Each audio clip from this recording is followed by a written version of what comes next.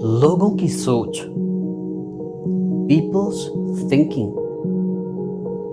In our lives, we have so many people thinking negative and being negative about something and someone. हम एक दूसरे के ऊपर जज, कमेंट, निंदा बहुत करते हैं, प्रत्यक्ष या अप्रत्यक्ष रूप से। बचपन से ही दिल दिमाग में भर दिया जाता है।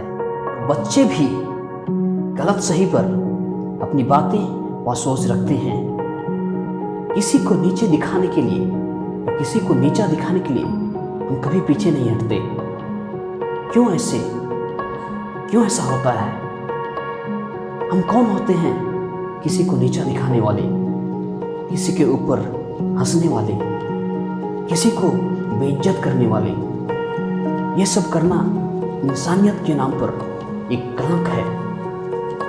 इस दुनिया में बहुत कुछ ऐसे होता है जिसको हम बिना जाने और समझे कुछ भी बोल जाते हैं और कुछ भी करने को तैयार हो जाते हैं।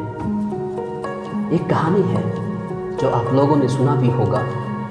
यह कहानी जो आपके मन को अंदर से सोचने पर मजबूर कर देगा। और मैं आप लोगों से अनुरोध करता हूँ कि इस कहानी को सुनने के बाद आप ज़रूर अपने मन को अंदर से एक बार सोचिए और अपने आप को खुद पूछिए और खुद पर सवाल व वादे कीजिए कि आप ऐसा कुछ न करें व बोलें जिससे किसी इंसान को आपकी वजह से दुख व परेशानी हो। एक समय की बात है, एक 12 साल की बच्ची अपने पिताजी के साथ बस से यात्रा कर रही थी।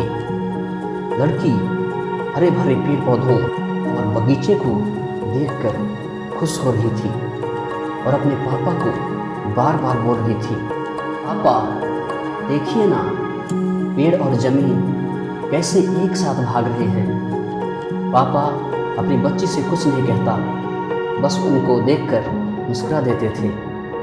उसी बस में बैठे अन्य लोग लड़की के इन बातों से परेशान हो रहे थे। लड़की बार बार बस से बाहर का नज़ारा देखती और खुशी से चिल्लाती, चहकती, प्रसन्न होती थी। लड़की का यह रवैया बहुतों को पसंद नहीं आया।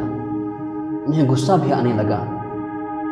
वे उनके पिताजी से बोले, आप अपनी बेटी को क्यों अच्छे डॉक्टर को नहीं दिखाते हैं? इतनी बड़ी हो गई है और फालतू की बातें कर रही है। उनकी यह बातें सुनकर लड़की के पिता ने बोला, वह अभी अभी डॉक्टर के पास से आई है और बचपन से ही अंधी थी। आज ही उनकी आंखें वापस आई है और वह उसने कभी बादल, पेड़ और बगीचा नहीं देखा है।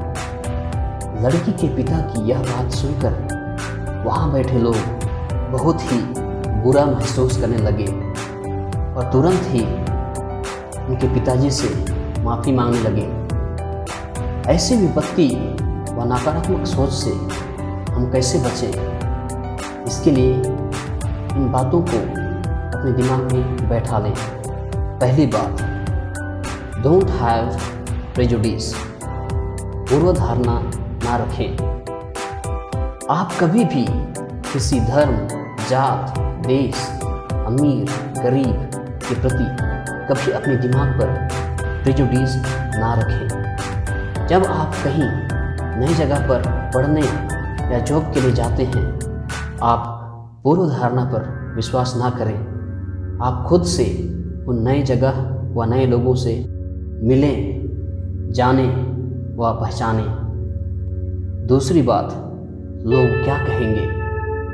आप हर चीज़ का खुद अनुभव करें। आप लोगों को सबूत दिखाने व लोगों की सहमति पाने के लिए अपनी ज़िंदगी बर्बाद ना करें। आप उन बातों पर जीवन व्यतीत ना करें जिन बातों पर आप विश्वास नहीं करते हैं। जो आपको सच लगता है उसी पर जीवन व्यतीत करें। तीसरी बात, सीखता वही है जो सीखना चाहता है।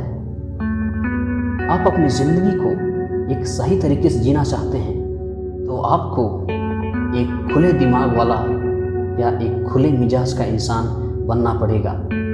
तभी आप जीवन की रहस्य, दुनिया का मकसद को सही तरीके से जानने की कोशिश एवं प्रयास करेंगे।